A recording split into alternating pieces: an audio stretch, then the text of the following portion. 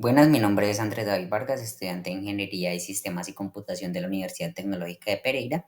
En esta ocasión vamos a estar viendo el ejercicio número 15 de la tarea 3 de programación 1. Este ejercicio número 15 lo que nos dice es que hagamos un programa de computador de tal manera que le damos un número e imprimamos su factorial, siendo n factorial igual a 1 por 2 por 3 por 4 por 5, así como nos enseñaron en el bachillerato. ¿Qué pasa? Cuando n sea igual a, si n factorial es igual a 1, n va a ser igual a 0, ¿cierto? Solo está definido el factorial para números enteros positivos. Entonces, ¿qué pasa? Si el usuario ingresa un número negativo, pues no le vamos a hacer el factorial. O sea, no le vamos a garantizar resultado. Vamos a ver nuestro código. Ejercicio número 15. Entonces, aquí, ¿qué tenemos? Le solicitamos la entrada del usuario y calculamos el factorial. Entonces, por favor, ingrese el número del cual desea calcular el factorial. Entonces, esto lo vamos a almacenar en este identificador user input. Para esto tenemos esta función principal, para que no nos queden identificadores globales. Por ejemplo, si no tuviéramos la función principal y definimos esto acá, sería un problema. ¿Por qué? Porque tendríamos un identificador global, un identificador que estaría para toda la ejecución del programa. En cambio, aquí solo está para esta función. Listo, acá tenemos la definición de factorial.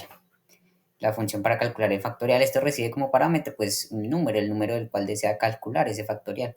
Como vimos aquí, este es el caso base. Cuando un número es igual a 0, pues el factorial es, entonces le retornamos un 1, ¿cierto? Porque el factorial de 0 es 1, 0 factorial es igual a 1. ¿Qué pasa? Si no es 0, si es 1, 2, 3, 4, 5, lo que sea, pues ya ahora sí vamos a calcular el factorial. ¿Qué es el factorial?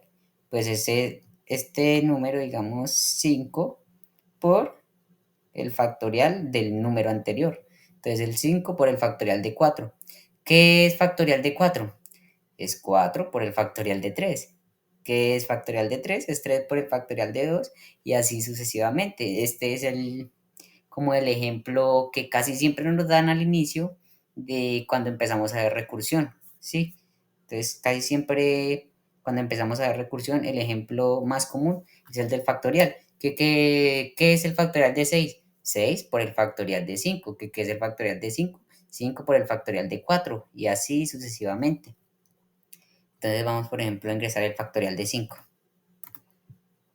El factorial de 5 es 120, porque como vemos,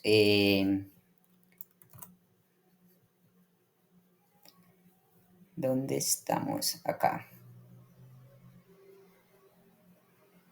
¿cierto? Entonces el factorial de 5 ¿a qué es igual? A 1 por 2 por 3 por 4, pero no, el factorial de 5 no es 1 por 2 por 3 por 4. El factorial de 5 es 5 por el factorial de 4.